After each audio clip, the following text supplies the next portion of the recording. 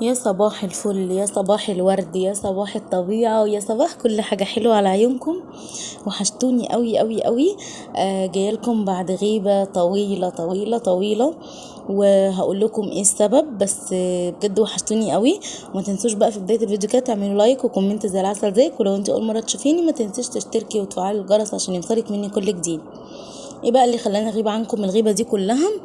ان انا بجد كنت بمر بحالة اكتئاب فظيعة جدا، وبالاخص من القناة. يعني بجد حسيت ان هي واقفة كده ما بتتحركش ومفيش دعم فبصراحة كنت متضايقة جدا، وكنت اصلا بفكر ان انا يعني ما اشتغلش عليها تاني. بس والله وحشتوني وحشني الكلام معاكم يعني اتعودت عليكم ان انزل فيديوهات وكده. فانا بصراحة ما كنتش عايزة القناة دي تروح كده، لان انا بحب وجودكم معايا ونفسي كمان القناة دي تكبر بيكم كده ان شاء الله.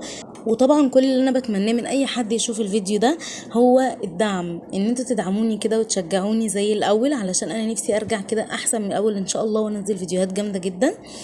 بحضر لكم فيديو ان شاء الله ان شاء الله يعجبكم.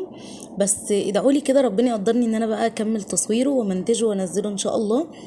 أه بس يعني كل اللي انا بطلبه زي ما قلت لكم كده التشجيع والدعم، وكمان ان انتوا تعملوا شير كتير كتير كتير على قد ما تقدروا للقناه، واعملوا كمان لايكات، لان دي حاجه بتدعمني بجد وبتسعدني، وبحس كده ان بحبكم ليا وباهتمامكم بيا وبمحتوايا.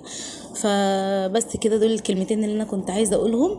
وطبعا رجوعي لاني ارجع اصور تاني او ان انا اتشجع او اقف على رجلي تاني، الفضل بعد ربنا يرجع لامي، ربنا يبارك لي فيها يا رب. يعني هي كل شويه صوري اشتغلي كده، فبصراحه بتدعمني وربنا يخليها لي وما يحرمنيش منها ابدا. وكمان اخواتي واصحابي، فبجد انا بشكر كل حد قال لي كلمه حلوه، وكل حد بيحاول ان هو يبقى سند وظهر ويوقفني على رجلي تاني. مش عارفة، يعني ادعولي كده ان فترة الاكتئاب دي تعدي ومرحلة وتزول، ما يبقاش حاجة دايما يعني ان شاء الله. فنفسي ان انا ارجع اصور اكتر من الاول، وحشني التصوير والمونتاج، وحشني تعليقاتكم، وحشني كل حاجة في القناة. فبإذن الله ادعولي كده ان انا ارجع اقف على رجلي تاني. بس كده اتكلمت كتير كتير كتير، وتعالوا بقى نشوف الفيديو بتاعنا بيقدم ايه النهارده. بصوا، هو مش فيديو مهم قوي على قد ما انا كنت مجمعه كام مقطع كده، اللي هو ان انا ارجع بيهم تاني واقدر ان انا اتكلم معاكم الكلمتين دول. المهم اول حاجه، احنا كنا طالبين اوردر من امازون. انا عايزه اقول لكم بحب اتعامل معاها جدا جدا، تعاملهم حلو قوي، والمندوب اللي بيجي انسان ذوق جدا، وحاجتهم تغليفها ممتاز ممتاز ممتاز، والتعامل معاهم حلو في كل حاجه وفي المواعيد وفي كل حاجه يعني. فكنا طالبين حاجات بسيطه كده كنا عايزين نجربها، يعني من ضمنها المكبره اللي احنا وريناها لكم اول الفيديو يعني اللي انتوا شفتوها دي حلوه قوي زي ما انتوا شفتوا كده، حطينا فيها التليفون. دي بتنفع قوي قوي بقى في فتره النور لما بيقطع الفتره دي والكلام ده. حلو قوي لما بنحط فيها، يعني نحط عليها التليفون كده وبتكبر بقى الصوره، وكل ما بيبعد شويه كل ما بتكبر اكتر. وحلوه قوي بتستعمليها في اي مكان بقى، تخرجي بيها، ممكن تروحي بيها اي حته. وعايزه اقول لكم ان هي خفيفه وبتتحط في شنطه عادي، مش حاجه كبيره بقى ولا حاجه تضايق. فبتنفع بصراحه وحلوه وعجبتنا، يعني قلنا نجيبها نجربها بس عجبتنا، ولقيناها الى حد ما عمليه شويه. وكمان الايربودز اللي انتوا شايفينه ده حلو برضو قوي. وكمان احلى حاجه فيه عجبتني ان هو طلع فيه باور بانك، اللي هو تقدري ان انت تشحني بيه بره التليفون، لو فصل تقدري تشحني منه. دي حاجه كويسه جدا جدا، وشكله شيك وسيمبل وهادي. فبس هم دول بس الحاجتين اللي احنا جبناهم. بس بقى قمت بقى عشان احضر فطار، ما رضيتش ان انا بقى اطول عليكم، قلت ان انا احضر الفطار مع نفسي وبعد كده اوريهولكم. زي ما انتوا شايفين كده حبيت ان انا اعمل كل الفطار من البيت.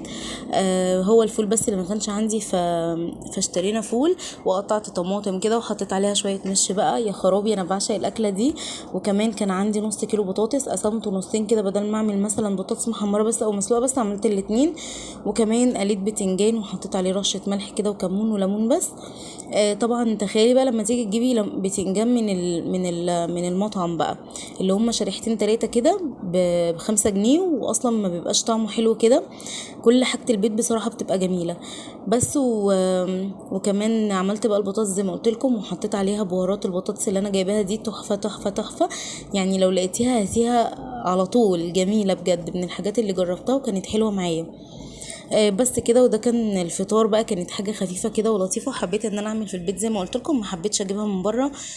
ده فيديو كان معايا وكان من فترة يعني وما نزلتهوش، فقلت بقى ان انا ايه بما اني راجعة كده يعني اشارككم فيديو حلو، فقلت احط لكم المقطع ده كمان.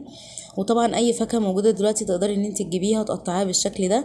انا عايزه اقول لكم الحاجه فعلا بقت غاليه جدا جدا جدا، يعني الاسعار بقت مهوله كده. شوفي بقى علشان تجيبي من بره مثلا فروت سلطه او كوكتيل ليكي ولاولادك والكلام ده، شوفي المبلغ يعني مبلغ وقدره.